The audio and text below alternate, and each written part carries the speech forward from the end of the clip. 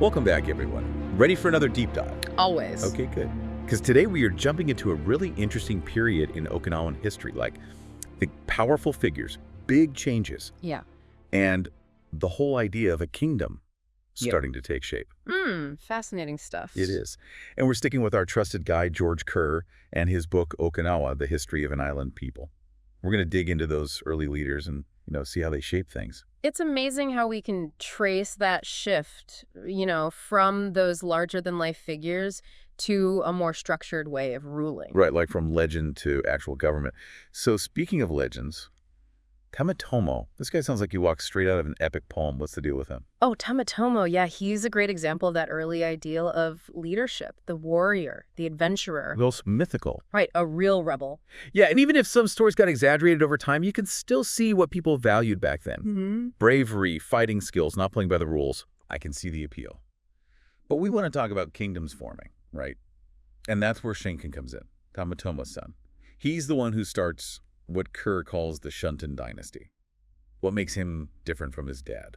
It's a really interesting shift. With Shunten, it's less about individual charisma and more about strategy and unification. Less sword-wielding, more alliance-building. Exactly. He's bringing different territories under his control, creating the foundation for a more central form of rule. So he's thinking bigger picture. Yes. And Kerr highlights some key things Shunten did. Like, he made Urasoe, his capital, a smart move, giving him control over important trade routes. Strategic. Right.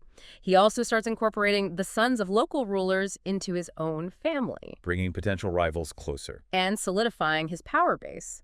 And here's a big one Shunten introduces writing to Okinawa. He brings in scribes from Japan to teach the kana system. Wow, that significant. It shows a real intention to formalize communication, record history, maybe even a way of making a statement about a distinct Okinawan identity. It's like choosing to speak your own language, even if you're fluent in another. Exactly. Powerful stuff.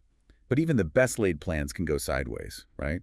And Shunten's heir, Gihon, runs into a string of natural disasters that really test this new kingdom. Oh, absolutely. Gihon's reign is a harsh reminder that even the most capable leader can't control everything. Typhoons, drought, famine. It was one after another, and it really impacted how people saw leadership. It's tough to inherit a kingdom and then face those kinds of challenges.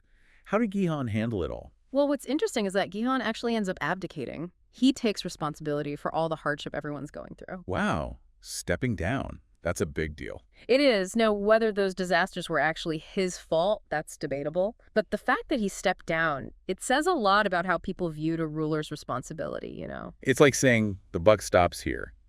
A sense of duty, even if it means sacrificing your own position. Exactly. And this is where Eiso steps onto the scene. He's initially like a regent, ruling on behalf of the heir, but he eventually takes the throne.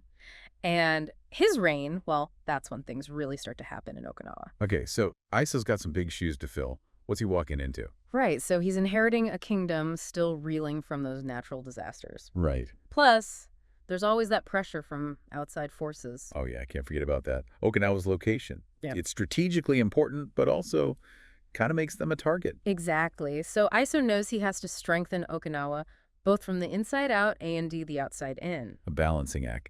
So how does he go about doing that? Well, Kerr talks about some really significant developments during Eiso's time. Internally, he focuses on getting administration in order, like a more structured system of taxes and how things are run. Bringing some stability after all the chaos. Exactly. People need to know what the rules are, and this stability, well, it probably contributes to Okinawa's ability to start expanding its influence. Oh, tell me more about that. So under Eiso, Okinawa starts extending its reach to other islands nearby, places like Kume, Karama, Aiheya, even parts of Amami-Oshima. Wow, he's really building on what Shunten started. A more unified, more prosperous Okinawa. Eiso's got this whole capable ruler thing going on. Internal stability, expanding outward. Yes. But this is the 13th century, right? Big changes happening all over Asia. I'm guessing it wasn't all smooth sailing for Eiso. You're right about that. And the biggest, scariest challenge Eiso has to face, it comes in the form of Kublai Khan. Kublai Khan, that name just screams power. His empire was massive. How does Okinawa, this relatively small kingdom, end up on his radar? Geography, mostly, and ambition. You see, Okinawa's right in between mainland Asia and Japan. Right. And Kublai Khan, he's got his eyes on Japan. So Okinawa becomes this this potential stepping stone, a source of supplies, maybe a base of operations. So Eiso's stuck between a rock and a hard place. The most powerful empire in the world wants to use his kingdom. What does he do? What he does is he resists. No way. Yep, not once but twice Eiso tells Kublai Khan no. No way, no how. That's incredible. I mean, to stand up to that kind of pressure, was it pure guts, you think? Or did he have something up his sleeve? Seriously, though, standing up to the Mongols, that's a huge gamble. Was Eiso just playing for time, or did he actually think Okinawa could stand a chance? It was probably a bit of both, to be honest. He must have been hoping for something to change, something to tip the scales, and as luck would have it, that's exactly what happened. The Mongols didn't conquer Japan. Nope. The invasions failed. The Japanese fought back hard, and then there were those typhoons. Talk about bad timing for the Mongols, I mean. But Eiso wasn't just crossing his fingers and hoping for the best, right? He was also shoring up defenses, making sure his alliances were solid. Absolutely. He was proactive, and it's really where all those reforms, all that expansion work he did, it all comes together. He's created an Okinawa that's more united, more resilient, ready to face those threats head on. So he comes out of this whole Mongol encounter looking like a hero. Totally. A symbol of Okinawan strength and refusing to back down.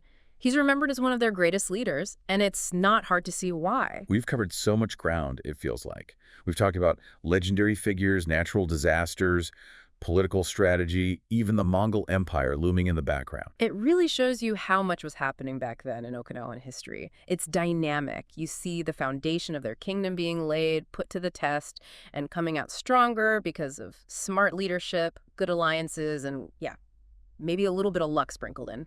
And it reminds us that history, it's not this straight line from point A to point B, is it? All right. It's messy, it's unpredictable. Sometimes it feels like anything could happen. Exactly. But it's in those moments, those times of crisis and challenge, that we see what people and societies are really made of, right? Totally. Eiso and the rulers who came before him, they show us that Okinawa is all about resilience, about adapting, about finding their own way.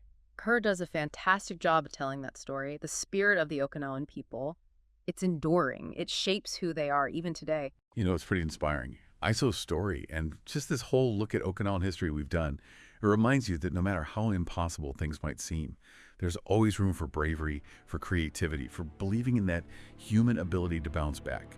Until next time, keep exploring, keep asking questions, and we'll catch you on our next deep dive into history's most fascinating moments.